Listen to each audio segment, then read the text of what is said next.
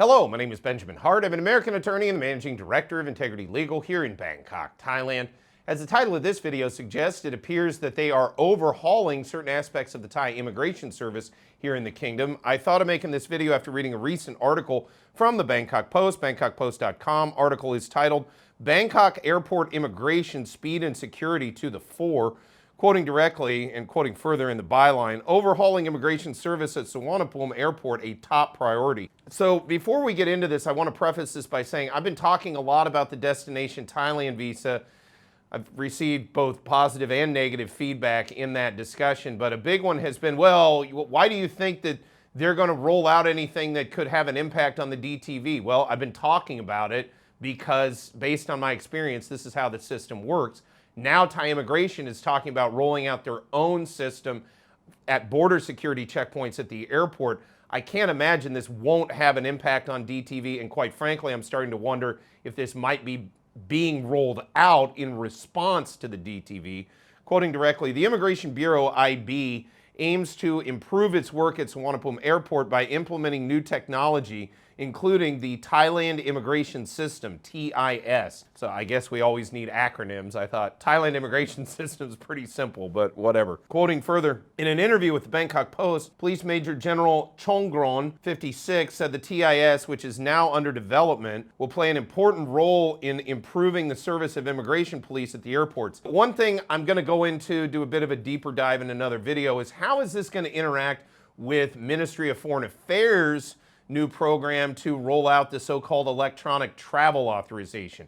Meanwhile, are we now going to have two digital bureaucracies people are going to have to pass through even to get into Thailand? And by the way, what value is being added by all of this digitization? As we'll get to later in this article, there seems to be at least some negligible value being added to certain aspects of the border security checkpoint protocols.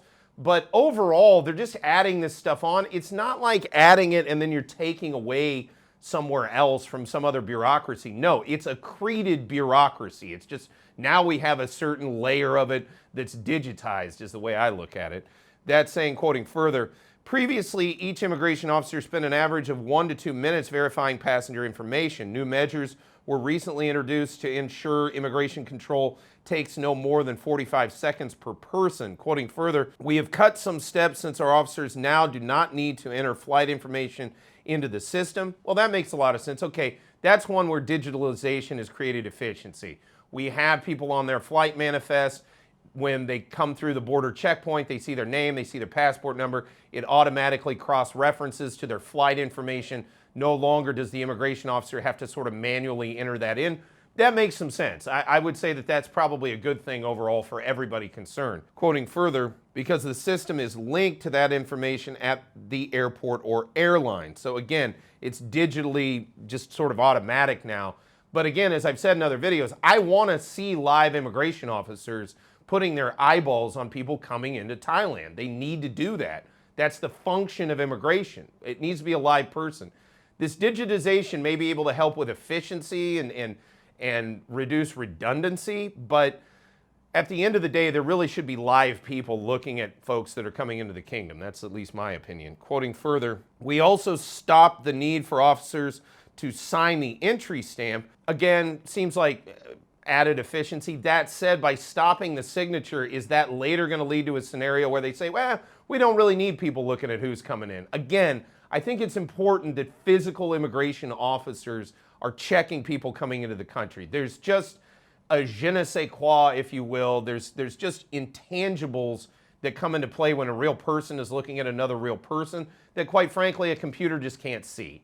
That said, quoting further, while Thai passengers are not required to have their faces scanned and fingerprints taken on arrival because this is redundant. Yeah, it's redundant because we've already done it. When I became Thai, I had to give all my biometrics, and every time I go through immigration checkpoints, I don't know why they're saying they're not using facial recognition, because every time you go through a digital checkpoint and use your Thai passport, yeah, they take a photo of you and they cross-reference it to your photo on file. So that would seem to me to be photo scanning, but whatever.